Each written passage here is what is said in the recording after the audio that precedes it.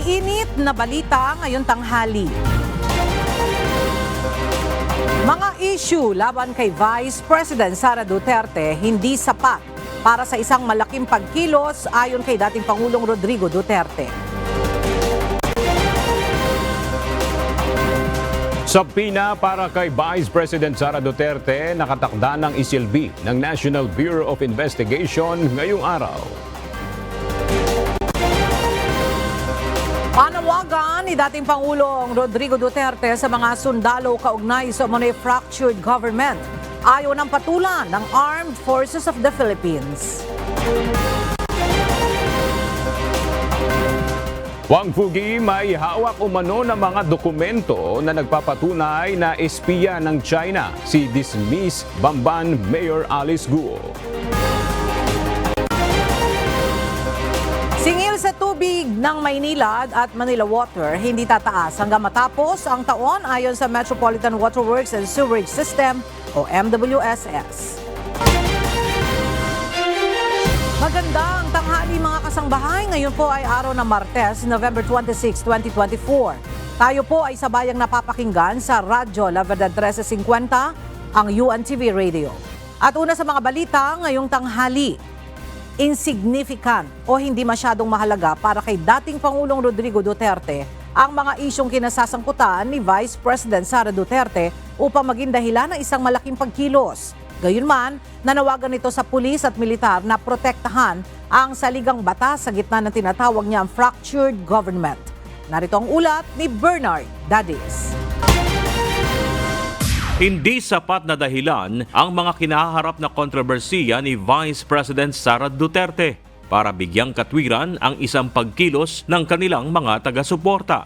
Sa isang press conference kagabi, sinabi ni dating Pangulong Rodrigo Duterte na insignificant o hindi gaanong mahalaga ang isyong ito upang gumawa sila ng anumang hakbang laban sa gobyerno. Wala pa naman tayong natanong, pero maliit na bagay masyado yan para sabihin mo ng gulo. Wag, alam ko yan kasi na presidente ako. Tiwala ang dating Pangulo na kayang harapin ng kanyang anak ang mga issue sa kanya. Mas nababahala pa umano siya sa kalagayan ni Atty. Zulaika Lopez na ngayon ay nasa Veterans Memorial Medical Center dahil sa panic attack. Kay Inday, wala yun. Inday, kaya niya yan. Insignificant pa siya doon. Kasuhan man nila si Inday, di kasuhan nila. Hindi naman makulong yan. Not for anybody, not for anything else. Sabi ko, insignificant yung nangyari dyan kay Lopez pati kay Inday. Nanawagan rin ang dating Pangulo ng interbensyon ng militar at pulisya para protektahan ang saligang batas sa gitna ng inilarawan niya bilang isang fractured na gobyerno.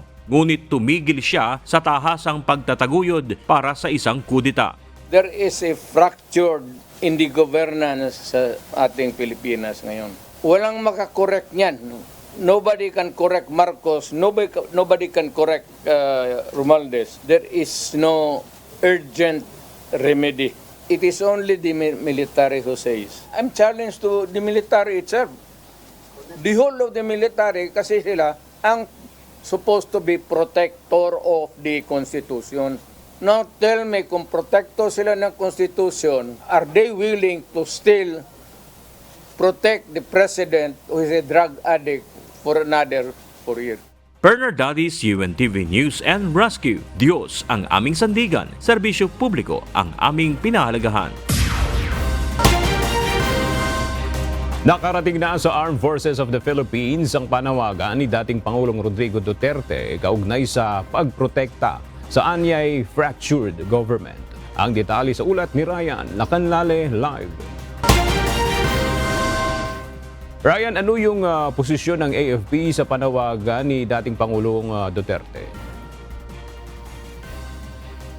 Huwag idamay sa politika ang Armed Forces of the Philippines. Ito ang tugon ng sandataang lakas sa panawagan ng dating Pangulo. Ayaw patulan ng sandataang lakas ng Pilipinas ang mga pahayag ng dating Pangulo. Kagabi, nagsalita si dating Pangulong Rodrigo Duterte tungkol sa mga nangyayari sa ating bansa ngayon gaya ng umano'y fractured governance, pagsuporta sa umano'y presidente na adik. Sa mga nangyayari sa bansa ngayon, ang AFP lang umano ang makakasolusyon, kaya hinamon pa ng dating Pangulo ang AFP dahil sila daw ang dapat magprotekta sa konstitusyon. Ayon kay Colonel Francel Margaret Padilla, tagapagsalita ng AFP, na mananatiling non-partisan ang sandataang lakas ng Pilipinas. Gaya ng naunang sinabi ni AFP Chief of Staff Romeo Browner Jr., mananatili silang nagkakaisa at profesional. Our armed forces is united and professional. So with all of these things, sir, we respectfully request that we are shunned away from political issues. Anya, hindi na kailangang magkaroon ng loyalty check sa sandataang lakas ng Pilipinas sa bansa. At siya muna ang latest mula dito sa Camp Aguinaldo. Balik tayo, Aga. Maraming salamat, Ryan Lacanlale. Dapat itigil na ni dating Pangulong Rodrigo Duterte ang paglalabas ng pahayag laban kay Pangulong Ferdinand Marcos Jr. Ayon sa isang mambabatas, hindi ito maganda para sa sitwasyon at imahe ng bansa. Ang detalye hayag ni Dante Amento live. Magandang umaga sa iyo, Dante. Magandang umaga, Ella. Sa isang pagdinig sa Kamara ngayong umaga, sinabi ni Nueva Ecija 3rd District Representative Ria Vergara, dismayado siya sa panibagong pahayag ni dating Pangulong Rodrigo Duterte. Sa press conference kagabi ng dating punong ehekutibo na nawagan ito ng napag-isipan muli ng militar o sandatahang lakas ng Pilipinas ang kanilang posisyon sa pagbibigay ng suporta kay Pangulong Ferdinand Marcos Jr. na isa umanong adik. Nagpahayag rin ng pagkabahala si Vergara sa magiging epekto ng pahayag ng dating Pangulo. Panawagan nito na itigil na ni ex-PRRD ang paglalabas ng pahayag laban kay PBBM. These are careless and unfounded, dangerous statements that are meant to destabilize and divert our country's attention from Congress' mandate to review and expect accountability, transparency from our fellow government colleagues. Inihalimbawa nito si dating Pangulong Benigno Aquino III na hindi naman anya nagsalita ng laban kay Duterte. Pagbaba nito sa pwesto, iginagalang naman siya sa panahon ng kanyang panunungkulan bilang Pangulo ng Bansa, kung saan kahit noong pagbaba niya ay mataas pa rin ang kanyang trust rating. Naniniwala din anya siyang kaya naman ni Vice President Sara Duterte na harapin ang pagdinig ngayon ng Kongreso sa issue ng confidential funds ng OVP at gayon din ng DepEd. She is your daughter. But who will benefit should your call for the military to rethink their support to our president materialize? Please rise above your interest. Ito po ang buhay na pinili natin. Please do not divide our country. Sa huli, Ella, panawagan o pakiusap ng mambabatas na bigyan ng pagkakataon si Pangulong Marcos Jr. na gampanan ang kanyang tungkulin bilang pinakamataas na opisyal ng bansa. Yan ang ating update mula dito sa Quezon City. Balik sa iyo, Ella. Maraming salamat, Dante Amento. Hindi papalagpasin ni Pangulong Ferdinand Marcos Jr. ang banta ng pagpapapatay sa kanya maging sa ibang opisyal. Sa kanyang pahayag, sinabi ng Pangulo na nakababahala ang mga pahayag ng Vice Presidente. Narito ang report ni Nel Mariboho. Nababahala si Pangulong Ferdinand Marcos Jr. sa kanyang mga narinig nitong mga nakaraang araw. Kasama na rito ang mga hindi magandang pananalita at pagbabanta ng planong pagpapapatay. Hindi binanggit ni Pangulong Marcos ang pangalan ni Vice President Sara Duterte. Ngunit kamakailan lamang sinabi ni VP Sara na may kinausap na siyang papatay kay PBBM sa First Lady at House Speaker kung siya ay mapapatay. Ayon kay Pangulong Marcos, hindi niya papalagpasin ang mga ganitong pagbabanta. Kung ganun na lang kadali ang pagplano sa pagpatay ng isang presidente, paano pa kaya ang mga pangkaraniwan na mamamayan? Yang ganyang kriminal na pagtatangka ay hindi dapat pinapalampas. Yan ay aking papalagan. Ayon kay PBBM, dapat sagutin na lamang ng mga sangkot na personalidad ang mga katanungan sa isinasagawang investigasyon ng Kongreso Ang tinutukoy rito ng Pangulo ay ang pagdinig ukol sa budget ng Office of the Vice President. Hindi na sanang hahantong sa ganitong drama kung sasakodin lamang ang mga lehitimong katanungan sa Senado at sa House of Representatives. Ang katotohanan ay hindi dapat itokhang. Tapos na sana ang usapang ito kung tutuparin lamang ang sinumpaang panata na bilang lingkod bayan ay magsabi ng totoo at hindi hahadlangan. Imbis na diretsahang sagot, nililihis pa sa kwentong chicheria. Ipinagtanggol rin ni PBBM ang ginagawang mga pagdinig ng mababa at mataas na kapulungan ng Kongreso. Iginagalang ko ang kanilang gawain bilang isang independenteng sangay ng ating republika. Kahit ang buong executive branch, lahat ng mga ahensya ay hindi nakakaligtas at parating sumasailalim sa kanilang masusing pagsusuri. Ayon kay Pangulong Marcos, ginagawa niya ang kanyang trabaho bilang pinuno ng bansa at sa kabila nito, kailangan anyang manaig pa rin ang batas. Sa kabila ng mga pambabatikos, nakatuon ang aking pansin sa pamamahala. Ngunit, hindi natin ikokompromiso ang rule of law. Kailangan manaig ang batas sa anumang sitwasyon, sino man ang tamaan. Kaya hindi ko hahayaan magtagumpay ang hangarin ng iba na hatakin ang buong bansa sa burak ng politika. Nel Maribuho, UNTV News and Rescue, Diyos ang aming sandigan, serbisyo publiko ang aming pinahalagahan. Isa umanong pagtatangka na lumikha ng distractions ang ginagawang pag-aakusa ni Vice President Sara Duterte laban kay House Speaker Martin Romualdez. Ayon mismo sa pinuno ng Kamara, sa halip na magbigay ng kalinawan, pilit inililihis ng pangalawang Pangulo ang issue palayo sa usapin ng questionableng paggamit nito ng confidential funds ng kanyang tanggapan. Ang detalye sa ulat ni Dante Amento. Sa privilege speech ni House Speaker Martin Romualdez kahapon, sinabi nitong napilitan siyang magsalita kasunod ng pahayag ni Vice President Sara Duterte laban sa kanya at kina Pangulong Ferdinand Marcos Jr. at First Lady Liza Araneta Marcos. Binigyang diin nito na walang batayan ang mga paratang ng Vice Presidente na gusto lang siyang sirain ni Romualdez dahil sa ambisyon nito sa politika o sa 2028 elections. Ayon kay Romualdez, diversionary tactics ito ni VP Sara para ilihis sa tunay na isyu. Now, let us address another serious matter. The Vice President's unfounded and baseless accusations that I am plotting to destroy her because of alleged political ambitions for 2028 elections. My colleagues, these accusations are not only untrue, they are a desperate attempt to distract from the real issues at hand. Binigyang diin pa nito na ang sinabi ng pangalawang Pangulo na papatayin siya si PBBM at ang unang ginang ay hindi anya ito biro. Nagdadala ito ng mensahe na maaring gawin ng mga nakaupo sa pwesto sa pamahalaan ang pagbabanta. Let me be clear. Hindi na to biro. Hindi na to normal na panalita. Isa itong direktang banta sa ating demokrasya, sa ating pamahalaan at sa seguridad ng bayan. Nanawagan si Romualdez sa kanyang mga kapwa kongresista na pangalagaan ang institusyon o ang House of Representatives. Ito ay hindi raw pang personal na interes kundi mapanatili ang integridad ng institusyon. Kung wala anyang tinatago ang Vice Presidente, bakit hindi niya sagutin ang mga katanungan? Dante Amento, UNTV, News and Rescue.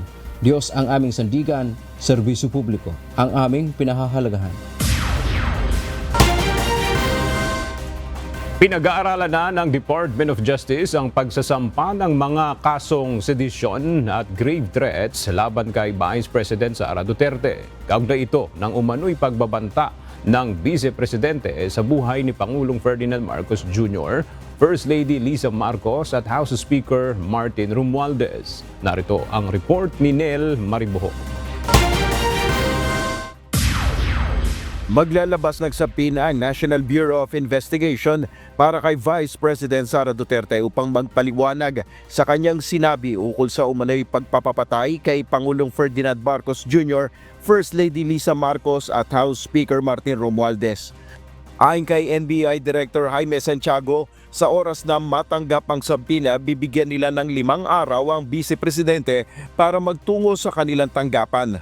We are giving her chance, due process, to answer yung binibintang sa kanya.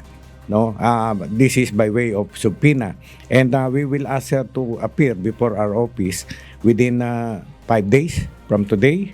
Matibay na ebidensya para sa NBI ang video mismo ni VP Sara na umano'y nagbabanta sa buhay ng Pangulo. Matibay pong ebidensya yun dahil napatunayan po namin yun ay authentic, talaga pong nangyari at na-preserve na po namin sa Facebook app. Ayon sa Department of Justice, itinuturing nila na seryosong banta ito sa buhay ni PBBM. Kaya naman posibleng maharap sa patong-patong na reklamo ang Vice Presidente dahil sa kanyang mga pahayag. The premeditated plot to assassinate the President, as declared by the self-confessed mastermind, will now face legal consequences. Ilan sa ikinokonsidera ng DOJ na isasampang reklamo ay sedition at grave threats. Based on our initial study, sedition is a possibility. We are not closing our eyes on other possible criminal offenses, even graver than sedition.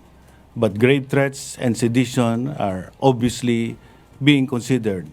Ayon naman sa Prosecutor General na si Attorney Richard Anthony Fadulyon, uusad pa rin ang investigasyon kahit hindi lumutang sa NBI si VP Sara. Whatever evidence is in the possession of or will be in the possession of the NBI based on its investigation outside of any statement or any cooperation coming from them is something that we can work on already. Kaugnay ng mga sinabi ni VP Sara laban sa Pangulo, magpapatupad ng mas mahigpit na seguridad ng Presidential Security Command o PSC. Tumanggi ng idetalye pa ito ni PSC Civil Relations Officer Major Nestor Endoso, pero dodoblihin aya ang seguridad ng Pangulo. Makikita nyo na lang po siya during sa mga incoming engagement ni President kasi nung takil sa amin dito na didouble natin yung security ni President lalo sa mga upcoming activities niya, mas iligting natin yung security. Nel Maribuhok, UNTV News and Rescue, Diyos ang aming sandigan, serbisyo publiko ang aming pinahalagahan. Tiniyak ni Vice President Sara Duterte na sasagutin niya kapag pinatawag o ipinasabpina siya ng National Bureau of Investigation o NBI kaugnay sa mga banta nito kina Pangulong Ferdinand Marcos Jr. Samantala, ayon kay VP Sara, wala namang hustisya sa administrasyong ito. Ang detalye sa report ni Dante Amento. Inaasahang iisyuhan ng subpoena ng National Bureau of Investigation o NBI si Vice President Sara Duterte. Kaugnay ito sa investigasyon sa sinabi ng Vice Presidente na may kinausap na siyang assassin na kapag napatay siya ay papatayin sina President Ferdinand Marcos Jr., House Speaker Martin Romualdez at unang ginang Liza Araneta Marcos. Sinabi ni VP Sara handa siyang humarap kapag ipinatawag na siya. I would gladly answer yung gusto nilang mga tanong na ipasagot. Pero dapat sumagot din sila sa mga tanong ko sa kanila. Mag-uusap na lang kami doon pag nandiyan na yung subpoena. Pero binatikos nito ang pamahalaan sa kawalan-anya ng aksyon nang magreklamo siya hinggil sa banta sa kanyang buhay. Kung hindi palalagpasin ng Pangulo ang kanyang sinabi, hindi nito palalagpasin ang ginawa sa kanya. Nagsabi ang NSC ng national security concern ang threat sa President. Pero apparently, they really do not consider the threat to the Vice President as anything of a concern. So, what kind of country is this? Hindi ba kaparte ng gobyerno ang Vice President? Wala na rin anya siyang maaasahang hustisya sa ilalim ng kasalukuyang administrasyon. Malinaw na political persecution ito laban sa kanya kung saan damay ang mga tauhan nila sa Office of the Vice President. Inihalimbawa nito ang kanyang Chief of Staff na si Attorney Zuleika Lopez. I do not expect fairness from this government. Really, truly. Imagine mo, saan ka nakahanap na na-admit na yung tao sa hospital, bigla na lang papasok, discharge na siya in less than an hour. Saan ang justisya dyan. Dante Amento, UNTV, News and Rescue. Diyos ang aming sandigan, serbisyo publiko ang aming pinahahalagahan. Ngayong araw, inaasahang maglalabas ng subpoena ang National Bureau of Investigation para kay Vice President Sara Duterte. Kaugnay ito sa naging pahayag ng pangalawang Pangulo ukol sa umano'y pagpapapatay kay Pangulong Ferdinand Marcos Jr., First Lady Liza Marcos at House Speaker Martin Romualdez. Mula sa Mandaluyong City, makipalita tayo kay Jed Neresina live. Jed, ano na ang sitwasyon dyan sa Office of the Vice President at nandyan na ba yung mga taga-NBI? Patuloy pa nga rin nating inaantabayanan dito sa Mandaluyong City kung nasaan ang opisina ng pangalawang Pangulo, yung pagdating ng mga National Bureau of Investigation para nga ihain itong subpoena kay VP Sara. Pakay ng NBI dito sa opisina ng Office of the Vice President ang pagsisilbi ng subpoena kay Vice President Sara Duterte. Nag-ugat ito sa mga naging pahayag ng pangalawang Pangulo laban kay Pangulong Ferdinand Marcos Jr., First Lady Liza Marcos at House Speaker Martin Romualdez. Naunang nabanggit ni NBI Director Jaime Santiago, sa oras na matanggap ang subpoena, bibigyan nila ng 5 araw ang Vice-Presidente para makatugon sa kanilang tanggapan. Maalala nitong linggo ay nag-live post si VP Sara sa kanyang Facebook account at dito ay sinuligsa niya ang first couple at si House Speaker Romualdez. May pagkakataon ding nagbitiw ng umano'y pagbabanta si VP Sara laban sa buhay ng Pangulo. Sa panayam naman kay VP Duterte kahapon sa House of Representatives, sinabi niya na handa naman ito na sagutin ang subpoena na ibibigay sa kanya ng NBI. I would gladly answer yung gusto nilang mga tanong na ipasagot. Pero dapat sumagot din sila sa mga tanong ko sa kanila. Mag-uusap na lang kami doon pag nandiyan na yung subpoena.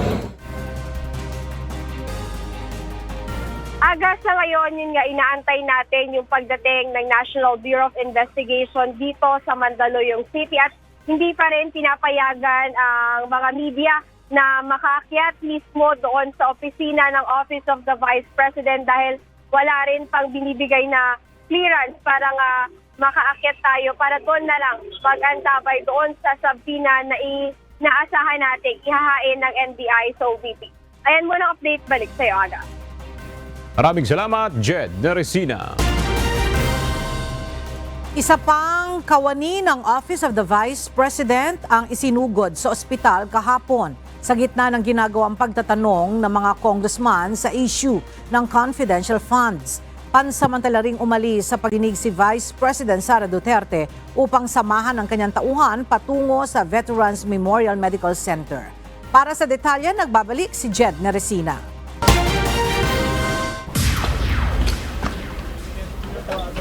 Nagmamadaling umalis kahapon November 25 si Vice President Sara Duterte sa Veterans Memorial Medical Center para magpunta sa House of Representatives. Hinahabol ko yung House hearing dahil kailangan ko samahan sa House hearing yung mga OVP personnel na nandoon. Sa nasabing pagdinig ng House Committee on Good Government and Public Accountability, inihain ni ACT Teachers Party List Representative Franz Castro ang mosyon na palawigin ang detensyon ni Atty. Zuleika Lopez. Mula sa 5 araw, ginawang 10 araw ang detention period ng Chief of Staff ng Office of the Vice President na si Atty. Lopez. Paliwanag ng mambabatas, ito ay dahil umano sa ipinakitang pag-uugali ni Atty. Zuleika na umiwas sa pagbibigay ng malinaw na sagot at pagsisinungaling sa mga pahayag nito sa nangyari sa kanya sa detention facility.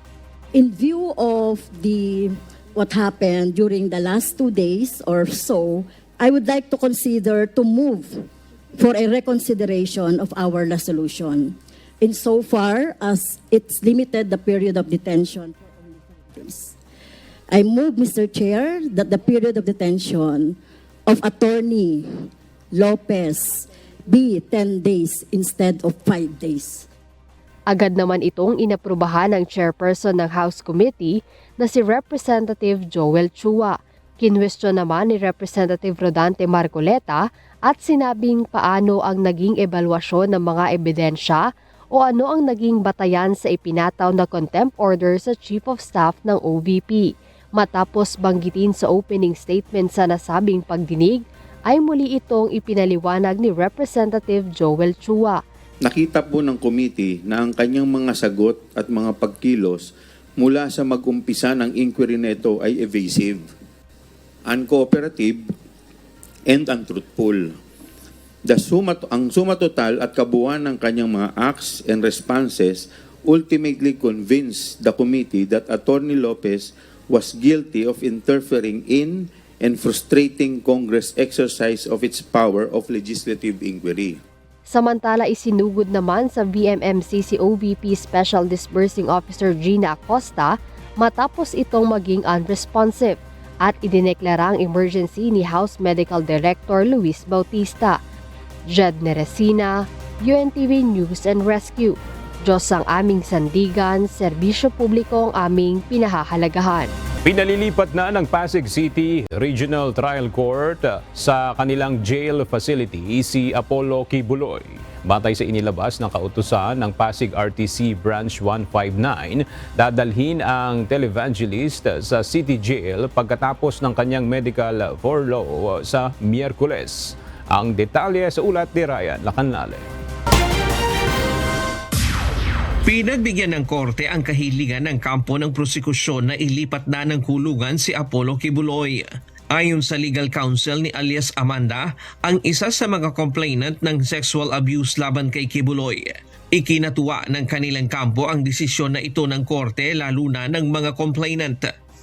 Of course, we are very happy kasi yun naman talaga yung gusto namin mangyari, na malipat siya sa City Jail kasama ng mga ibang akusado. Patunay anya ito na gumugulong ang justice system sa bansa.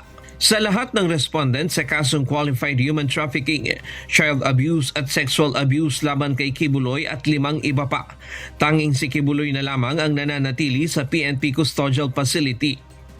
To be fair naman to the other accused, wala naman siya dapat special treatment kasi kasama naman siya ng katulad ng ibang mga akusado, walang dahilan para magkaroon siya ng special treatment na hindi niya maranasang makulong din habang tinatry yung case niya.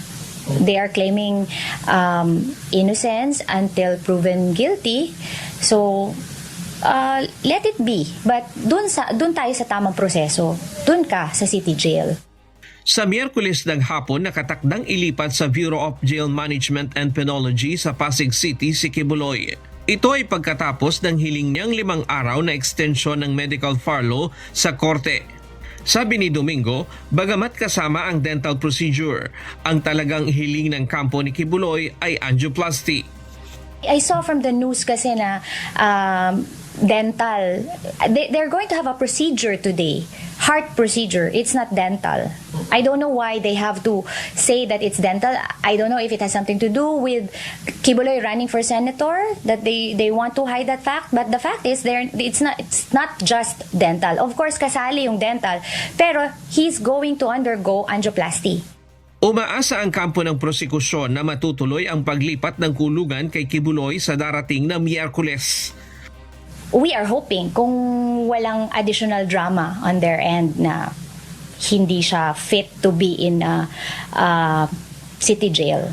Pero sa tingin ko naman, pagkatapos ng procedure, yun yung order ng korte, i-commit siya sa City Jail. Ryan Lacanlale, UNTV News and Rescue. Diyos ang aming sandigan, serbisyo publiko ang aming pinahahalagahan. Kasalukuyang isinasagawa ang huling pagdinig ng Senado sa mga kriminalidad kaugnay ng Philippine Offshore Gaming Operator o POGO. Sa pagdinig, tinukoy ng National Intelligence Coordinating Agency o NICA na si Alice Guo o Gua Huaping ay isang agent of influence ng China. Mula sa Senado, alamin natin ang update sa live report ni Asher Kedapan Jr. Asher, kinumpirma na ba sa pagdinig ng Senado na isang espiya nga si Alice Guo alias Gu Waping. Kaya hindi ginamit ng National Intelligence Coordinating Agency o NICA ang terminong espiya kay Alice Guo Waping sa kabila ng mga napapaulat na isa nga itong espiya. Ito ang nilinaw ng ahensya sa pagdinig ng Senado kaugnay sa mga krimen na konektado sa Philippine Offshore Gaming Operator o POGO. Sa halip, sinabi ni NICA Deputy Director General Francisco Ashley Asedillo ang angkop na termino na kanilang ginagamit sa gitna ng pagdinig. Alinsulod na rin ito sa layo ng pagdinig kaugnay ng mga pagsasabatas, kabilang na ang planong pag-aamyenda ng espionage law at iba pang kaukulang panukala. Bunsod nito na istukuyin ng NICA kung si Alice Guo ay isang foreign intelligence agent o isang agent of influence dahil magkaiba niya ito. Matatawag na isang espiya si Alice Guo kung ito ay isang foreign intelligence agent. Ngunit kailangan niya itong matukoy sa pamamagitan ng kumpirmasyon ng intelligence agency o tauhan nito na nagsanay, nag-employ, na mahala at nagkontrol sa kanya. Ngunit hindi pa niya ito nakukumpirma ng NICA. Bunsod nito, ang tanong nila na inaalam sa ngayon ay kung agent of influence si Alice Guo.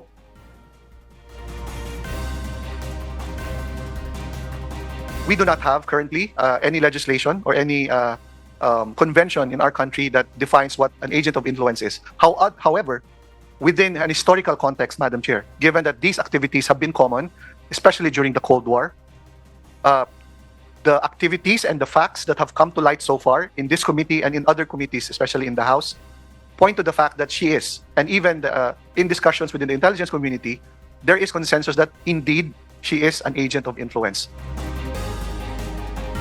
Paliwanag pa ng NICA, aplikable ang terminong agent of influence kay Alice Guo batay sa definisyon na gumagamit ito ng impluwensya, katayuan at posisyon para impluwensyahan ang opinyon ng publiko o decision making para sa benepisyo ng bansang pinaglilingkuran nito. Sa ngayong araw ay ito na yung huling pagdinig ng Senado kaugnay nga dito sa mga kriminalidad na konektado sa POGO. Hindi dumalod dito si Alice Guo dahil na rin hindi ito pinayagan ng korte dahil ito ay mayroong kasalukuyan ding hearing na ginagawa kaugnay nga sa mga kasong isinampa laban sa kanya. Ang iba pang mga ulat mamaya sa ito ang balita para dito nga sa pagdinig ng Senado. Balik sa iyo, Ella. Maraming salamat, Asher Kadapan Jr. Magpapatupad ng panibagong reshuffle sa mga susunod na araw ang Philippine National Police. Ayon kay PNP Public Information Office Chief Police Brigadier General Jean Fajardo, ito'y bunsod ng nalalapit na pagreretiro ng ilang matataas na opisyal ng PNP sa mga susunod na araw. Narito ang ulat ni Lea Ilagan live. Lea, sino-sino yung nakatakdang magretiro? Magandang tanghali sa iyo, Aga. Kabilang nga sa inaasahang magre-retiro ngayong Disyembre ay si Deputy Chief for Operations o ang number 3 man ng PNP na si Police Lieutenant General Michael John Dubria. Maging si Major General Mario Reyes ng PNP Logistics ay magre-retiro na rin sa susunod na buwan. Kahapon naman ay nagretiro si Area Police Command Southern Luzon, Police Lieutenant General Junel Estomo. Habang wala pa rin nakapwesto bilang pinuno ng Anti-Cybercrime Group matapos nga na ilagay si Major General Ronnie Francis Cariaga sa Area Police Command Northern Luzon. Bakante rin ang Police Regional Office 7 matapos namang ipwesto si Police Lieutenant General o si Police Brigadier General Anthony Abirin sa NCRPO kapalit ni Major General Sidney Hernia. Ayon kay PNP Public Information Office Chief Police Brigadier General Jean Fajardo, magkakaroon ng reshuffle sa mga susunod na linggo kaugnay nito. Ito ay upang mapunan ang mga bakante at mababakanteng pwesto sa ilang unit ng Philippine National Police. Aga? Maraming salamat, Lea Ilagan. Tiniyak ng Metropolitan Waterworks and Sewerage System o MWSS na walang ipatutupad na dagdag singil sa tubig hanggang sa matapos ang taong 2024. Sinabi rin ng ahensya na iaanunsyo nila kung mayroon mga paggalaw sa singil ng water concessionaire sa pagpasok ng bagong taon. Alamin natin na detalye kay Evan Alvarez live. Evan, ano ang naging basehan ng MWSS sa sinasabing hindi madadagdagan ang singil sa tubig ngayong 2024? Magandang tanghali sa iyo, Ella. Sa paliwanag ng Metropolitan Water Works and Sewerage System o MWSS, tapos na ang tariff adjustments para sa ikaapat na quarter ng 2024. Kaya wala nang inaasahang paggalaw sa singil ng tubig bago matapos ang taon. Sa panayam sa UNTV Radio Mobile Booth kanina, sinabi ni Attorney Patrick Lester T., ang Chief Regulator ng MWSS Regulatory Office, na nagkaroon na ng tariff adjustments noon pang 2023 hanggang 2024 at ito na ang ipinapatutupad na water concessionaires sa ngayon. Sa pagpasok naman ng 2025, sinabi ng MWSS na ongoing pa ang ginagawa nilang pag-aaral sa water rates at kung may pagbabago rito ay agad naman nila itong iaanunsyo. Samantala, hinimok naman ng MWSS ang publiko na suportahan ang services ng water concessionaires na Maynilad at Manila Water sa management ng wastewater. Sa pamamagitan ito ng pagpapadislodge ng septic tanks na kasama naman talaga sa binabayarang serbisyo sa kanilang bills. Ayon sa MWSS, nasa 60% lamang sa mga consumer ang nag-a-avail ng dislodging services para sa kanilang septic tank. Muli ring nagpaalala ang MWSS sa ating mga kasangbahay na magtipid sa paggamit ng tubig bilang tulong sa pagpapanatili ng water security sa gitna pa rin ng epekto ng climate change. Yan muna ang update mula dito sa Caloocan City. Balik sa inyo dyan, Ella. Maraming salamat, Evan Alvarez. Hinila ng Metropolitan Manila Development Authority o MMDA ang mga sasakyang nakaparada sa harap ng mga establisimento sa isinagawang clearing operations ngayong umaga. Ang clearing operation ay bahagi ng mga hakbang ng MMDA para mapanatiling maluwang ang mga kalsada habang papalapit ang holiday season. Mula sa Parañaque City, makibalita tayo kay JP Nunez live.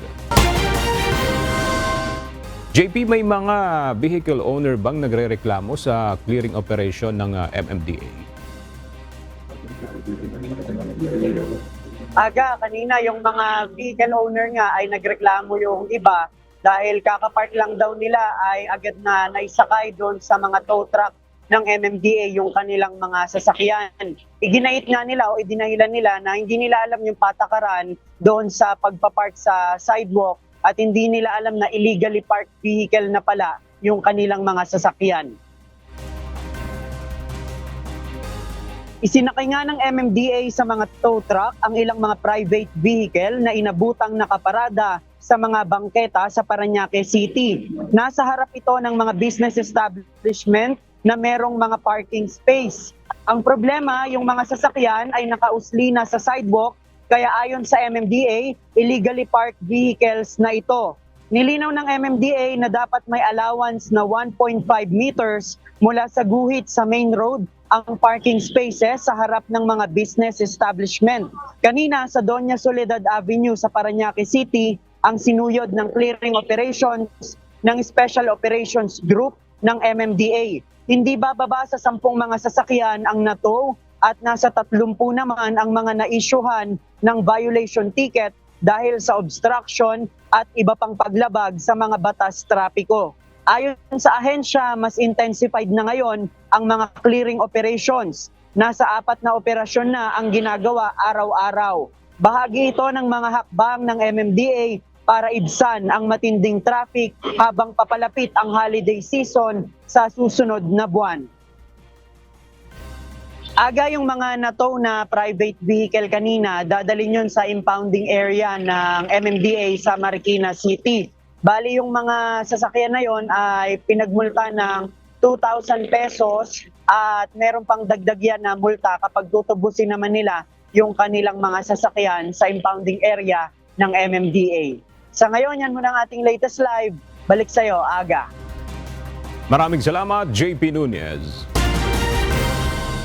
Tuloy-tuloy ang paghahatid ng tulong ng lokal na pamahalaan at national government sa mga nasunugan sa Isla Puting Bato, Tondo, Manila. Nagpadala na ang Department of Social Welfare and Development o DSWD ng nasa 1,700 sleeping kits para may maayos na matutulugan ng mga lumikas. Bukod dito ay naglagay din ang DSWD ng Mobile Command Center na maghahatid naman ng free charging at Wi-Fi connection sa mga apektadong residente. Nagpapatuloy din sa ngayon ang pangangalap ng MSWD sa bilang at detalye ng mga pamilyang nasunugan.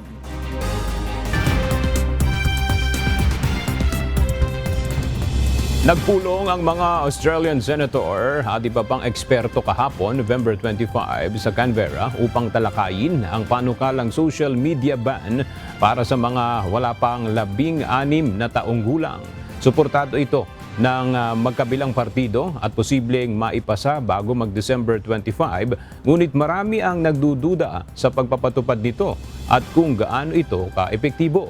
Umani naman ng iba't ibang reaksyon ang proposal mula sa mga kabataan at ilang eksperto. Ayon sa ilang kabataan, mahihirapan silang makipag-ugnayan sa kanilang mga kaibigan, lalo na ang nasa ibang mga paaralan kung matutuloy ang pag-ban ng social media tulad ng Facebook, TikTok, Instagram at Snapchat. Nagpapasalamat naman ang ilan na hindi sila na-expose sa paggamit ng mga nasabing social media platforms dahil mas malaki ang masamang naidudulot nito sa mga kabataan. Hindi pa tiyak kung paano mabe-verify ang edad ng users ng social media platforms. Wala ring parusa para sa mga kabataan o magulang na lalabag sa panukala.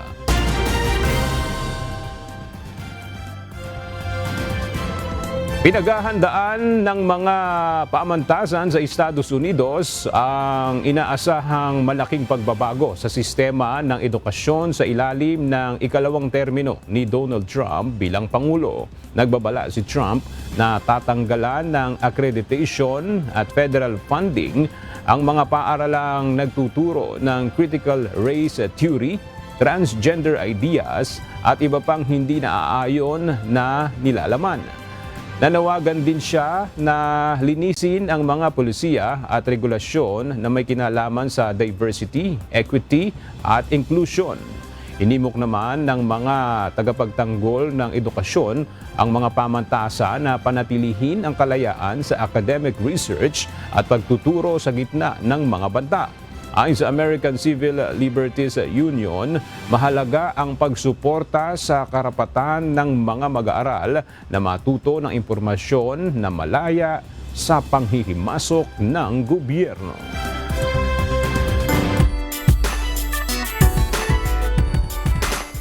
Simula na ang paghahanda para sa ika-10 Wish Awards pagpasok ng taong 2025. Kaya hinihikayat ang mga wisher na iboto na ang inyong mga paboritong OPM artists na nominado sa iba't ibang kategory. Narito ang report ni Gladys Toadi. Good evening, Wishers! Welcome to the 9th Wish Music Award!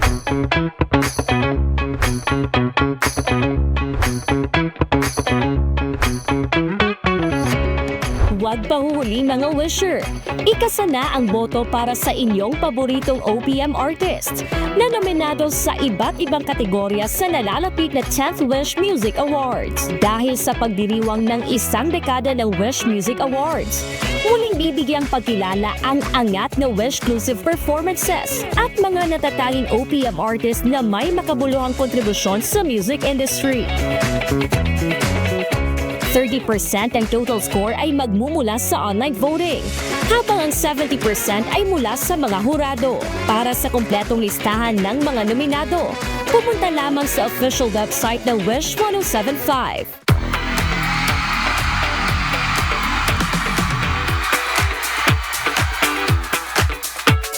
Maaaring bumoto sa pamamagitan ng WMA site, Wish mobile app, o kaya'y gamitin ang inyong Facebook account.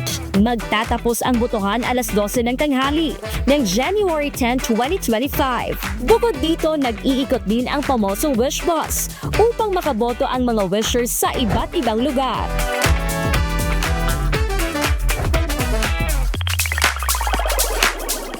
Maliban sa major awards, magbibigay din ang Wish 1075 na special recognition, ang Wisher's Choice Award at KTR Icon Awards. Sama-sama nating bigyang pugay at suportahan ang musikang Pilipino sa pamamagitan ng 10th Wish Music Awards ngayong January 19, 2025 sa Araneta Coliseum. Gladys Tuwabi, UNTV News and Rescue. Diyos ang aming sandigan, serbisyo publiko ang aming pinahahalagahan.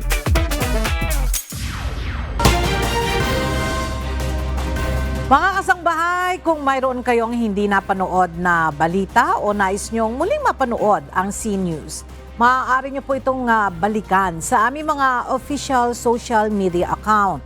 I-like at i-follow lamang ang UNTV News and Rescue Facebook account at i-click ang subscribe button sa UNTV News and Rescue YouTube channel.